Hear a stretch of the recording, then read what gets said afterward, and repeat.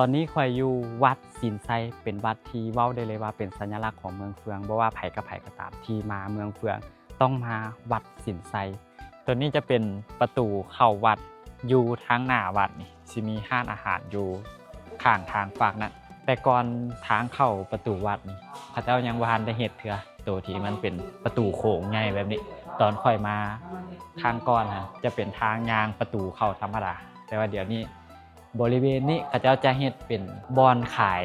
ดอกไม้บ่อนขายหมากเบ่งเพื่อเฮาจะเอาไปบูชา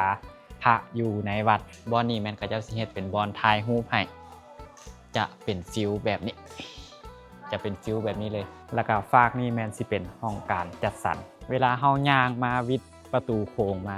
เฮาก็สิเห็นพระอยู่ฝากนี้อยู่ก้องผาเลยอยู่ก้องภูแบบนี้เลยจุดนี้แม่นเขาเจ้ากำลังสร้างใหม่ยังบ่ทันแล้วเถอะจะเป็น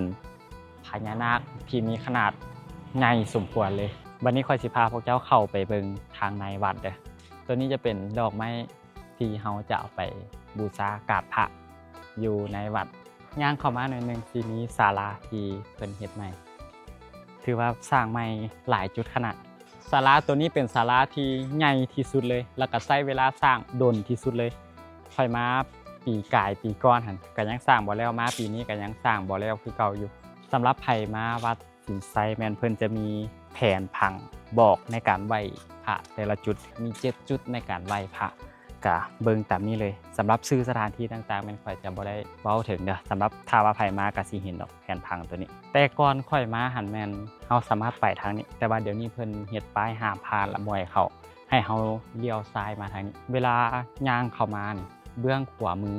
ก็สิเป็นบ่อนรับทานใครอยากให้ทานน้ำทานปัจจัยอีหยังต่างๆก็มาจุดนี้ตัวอยู่ทางซ้ายค่อยตัวเบื้องซ้ายมือนี่จะเป็นศาลาที่ค่อยถ่ายไปเมื่อกี้คือค่อยบอกว่ายังสร้างบ่ทันแล้วเดี๋ยวค่อยสิพาขึ้นไปเบิ่งว่าอยู่ทางไหนศาลาที่สร้างบ่ทันแล้วนี่มีหยังแหน่ตัวนี้จะเป็นทางขึ้นของศาลาตัวนี้จะเป็นบริเวณทางในศาลาก็สิมีพระพุทธรูปเป็นพระพุทธรูปที่ใหญ่หลายแล้วก็มีพระพุทธรูปจำนวนหลายองค์เลยที่อยู่บริเวณอ้อมรอบแทงของพระพุทธเจ้าอยู่ในหันบริเวณอ้อมรอบศาลาก็สิเป็นประมาณนี้เบื้องนี้ก็สิเป็นประมาณนี้ตลอดทางย่างมานี่ก็สิมีคนออกคนเข้าตลอดวัดสินไซนี่เป็นวัดที่มีคนมาหลายเป็นอันดับต้นๆของเมืองเฟืองเลยเฮาย่างเข้ามาสุดแล้วมันสิมีป้ายบอกบ่อนให้เฮาไปไหว้พระเฮากลับไปตามลูกศรที่เพิ่นบอกเลยมันเป็นวัดที่มีเนื้อที่กว้างโคตรกว้างเลยเนื้อที่ของวัดอยู่บริเวณก้องผานี่จะเป็นเขตของวัดเพิ่นเลยมาฮอดนี่ก็สิเป็นบริเวณไหว้พระละไปเดี๋ยวเข้าไปในเลยมาฮอดจุดนี้แม่นเพิ่นให้ปลดเกิบเด้อเข้าไปไหว้พระอยู่ทางในตอนนี้ค่อยเข้ามาจุดที่เพิ่นไหว้พระละแต่ว่าเพิ่นนั่นเฮ็ดใหม่ค่อนข้างอลังการเลยตัวนี้จะเป็นบอนที่เพิ่นเฮ็ดขึ้นมาใหม่เพิ่นจะมีให้เฮาโยนลูกแก้ว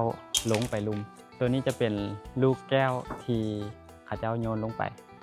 ตัวนี้แม่นเพิ่นจะเอิ้นว่าการโยนลูกแก้ว7สีเพื่อเสริมสร้างบารมีขอพรแล้วก็ย่างอ้อม3รอบแล้วก็โยนลูกแก้วตัวนี้ลงไปเพื่อให้พรที่เฮาขอให้มันสมหวังและยับมาทางข้างเพิ่นจะเฮ็ดเป็นทางขึ้นแบบนี้คล้ายๆกับว่าเป็นทางขึ้นสวรรค์แล้วก็อยู่เทิงสุดพุ่นจะมีบรรดาเทวดาบริเวณอ้อมรอบค่อยนี้ทั้งหมดนี่แม่นจะเป็นบ่อนที่เพิ่นสร้างขึ้นมาใหม่หมดแล้วก็ย่างลงมานี่เฮาก็สิเห็นหัวพญานาคขนาดใหญ่ที่สุดเลยอยู่ในวัดนี้ในระหว่างที่เฮาย่างมาก็สิเห็นเป็นพญานาคแบบนี้มาเรื่อยๆเลยทั้งมีทั้งพญานาคน้อยแล้วก็พญานาคใหญ่จุดที่ค่อยย่างมานี่ตัวนี้แม่นจะเป็นบอนกราบบอนเก่าที่มีมาแต่โดนแล้วแต่ก่อนที่ค่อยมาก็มาไว้อยู่นี่ตัวดอกไม้ที่ค่อยถือมาค่อยก็เอามาไว้อยู่นี่แหละสำหรับผู้หญิงเข้ามาวัดต้องได้นุ่งสิ้นถ้าว่าไผบ่มีสิ้นมากับแม่นเพิ่นให้บูชาตามแห่งศรัทธาอยู่บอนประตูโค้งเด้อประตูโค้งทางเข้าวัด